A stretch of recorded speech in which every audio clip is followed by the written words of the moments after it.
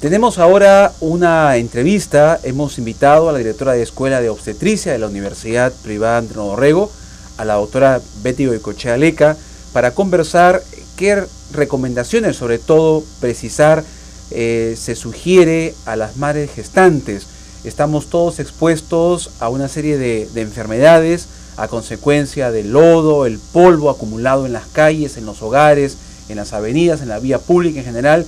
Entonces hay que tomar precauciones, y más aún cuando hay una madre gestante que lleva a un ser y que es importante entonces tener las medidas de salud muy precisas para evitar cualquier situación que pueda dificultar el proceso de embarazo. Doctora Betty Goicoechea, bienvenida a UPAO Noticias. Buenas tardes, gracias por la invitación.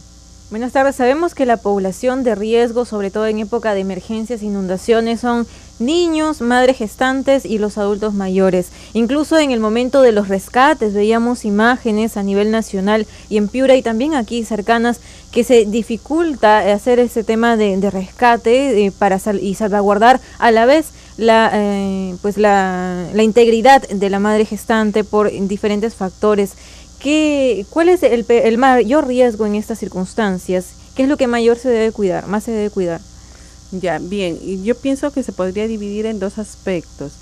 Uno es el riesgo físico al que está sometida la madre y el bebé, y el otro es el riesgo psicológico, debido a que todos los niveles de estrés que incrementan en la madre por la preocupación, la tensión de todo lo sucedido, de la emergencia, puede afectar el bienestar del feto.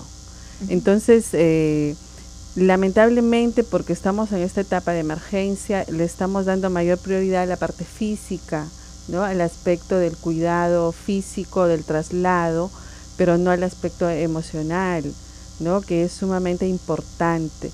Sabemos por estudios que ya están comprobados científicamente que los niveles de estrés, los problemas emocionales, psicológicos que la madre va a experimentar van a ser transmitidos al bebé, y el bebé puede tener alteraciones, por ejemplo, en la frecuencia cardíaca, ¿no? Que puede ser que en algunos casos se incremente o disminuye de acuerdo al nivel de estrés en el que esté pasando la madre. Entonces, yo creo que sería muy importante que, como usted decía, el traslado que se realiza a la madre tiene que ser prioritario e inmediato. ¿Por qué? Porque se tiene que no solamente evaluar a la madre en el aspecto físico, sino también monitorizar al bebé, y este debe estar a cargo de un profesional de salud, o sea, un médico o un obstetra. Ahora, en las zonas, por ejemplo, de refugios o albergues, probablemente no vamos a tener los equipos con que realizar este control, pero sí trasladarlos al centro de salud más cercano de lo posible, porque ahí habrán monitores fetales para que le hagan el control de esta frecuencia cardíaca fetal, de cómo es el bienestar del bebé. Y si no, el médico, el obstetra que va a hacer el control en los sitios in situ, ¿no? En albergue o refugio, va a tener obviamente un estetoscopio que por lo menos le va a permitir controlar los latidos cardíacos del feto. Sí. Y evaluar de esta manera, ¿no? En los casos de madres gestantes que estén ahora en algún refugio, ¿qué recomendación práctica a ellas para que puedan controlar sus emociones? Sabemos de que obviamente al estar fuera de su hogar, de su casa, han sentido ese impacto emocional cuando las paredes de su casa de repente han colapsado, se han derrumbado. ¿Qué decirles a esas madres entonces? ¿Cómo ellas pueden controlar? Porque va a depender mucho también de ellas para que no transmitan esas emociones negativas, por llamarlo así, al niño. Y también el entorno, ¿no? ¿Cómo es que puede ayudar respecto a eso? Ya, bueno, en realidad en salud nosotros siempre trabajamos en equipo. Yo aquí sí recomendaría o sugiero que los psicólogos tengan el acceso a esos lugares para poder trabajar con las madres, ¿no? A través de algunas terapias para disminuir el estrés, porque el estrés que ellas están viviendo es sumamente severo, ¿no? Entonces, lamentablemente, solamente con recomendación creo que no haríamos casi nada. tiene que ser la madre tener una terapia, por lo menos, digamos, elemental, para poder disminuir los niveles de estrés, y también hacer un trabajo de ejercicios de relajación y de masajes que son muy importantes en la gestante para disminuir esos niveles de tensión y estrés en ella y por lo tanto en el bebé. Sí, justamente a propósito, hablábamos temprano con el doctor Edmundo Arévalo, el director de Escuela de Psicología, y él recomendaba que sería muy interesante, y lo van a hacer, porque en esta campaña que está haciendo la universidad de cuidar la salud mental y emocional de los damnificados, a los jóvenes, a las madres en general, hacerlas a través de la biodanza, que ustedes mucho utilizan. Una madre que escuche una música, pues la traslada a un lugar sosegado, de tranquilidad, de armonía. Entonces, qué bueno que haya ese trabajo, esa sinergia entre muchos profesionales como el psicólogo, la obstetra, enfermera, el médico, que puedan sumar esfuerzos para darle la tranquilidad necesaria a esta madre gestante.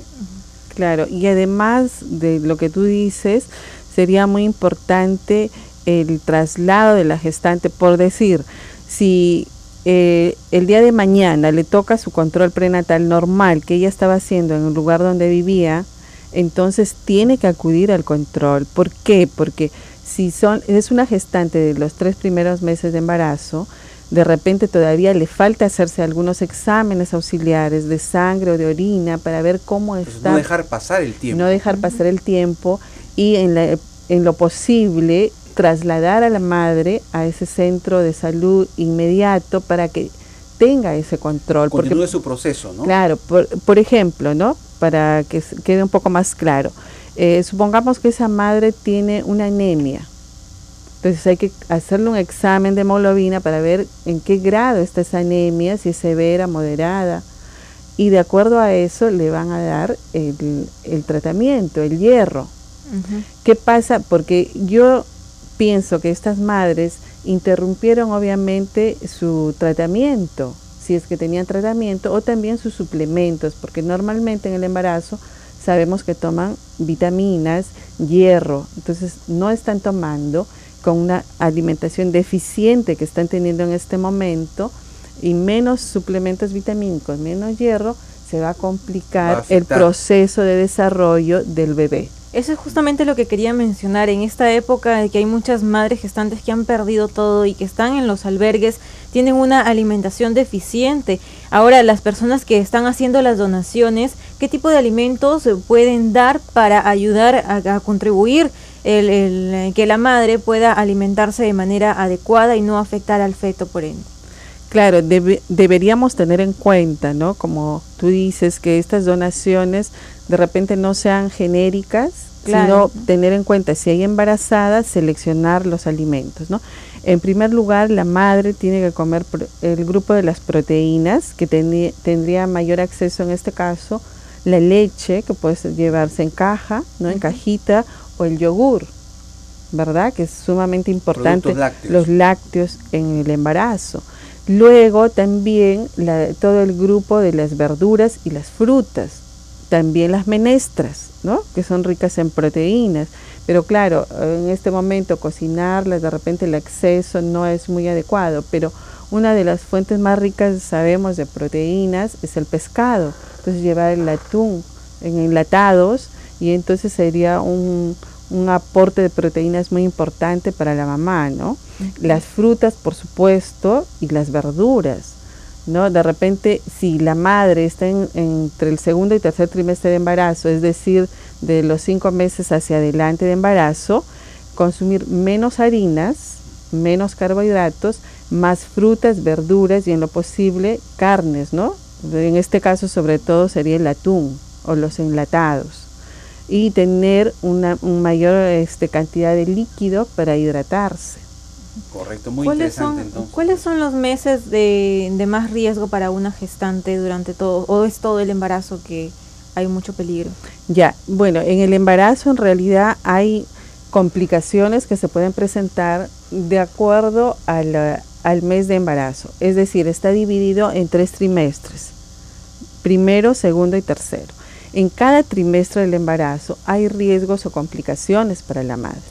O sea, no hay un, digamos, un trimestre que tenga mayor porcentaje. Depende justamente del estado físico, emocional de la madre, y que acuda a sus controles prenatales en forma regular y tome sus suplementos vitamínicos y hierro.